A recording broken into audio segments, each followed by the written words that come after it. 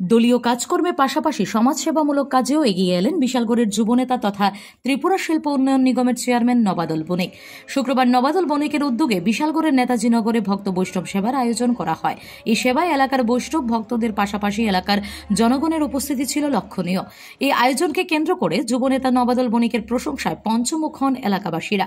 তারা জানান, যুব সমাজ থেকে শুরু করে গরিব দুস্থদের পাশে দাঁড়ান নবাদল বণিক। ওনার পথ অনুসরণ করে বর্তমানে বিশালগড়ের যুবকদের মধ্যেও সমাজের সেবা মনোভাব তৈরি হয়েছে।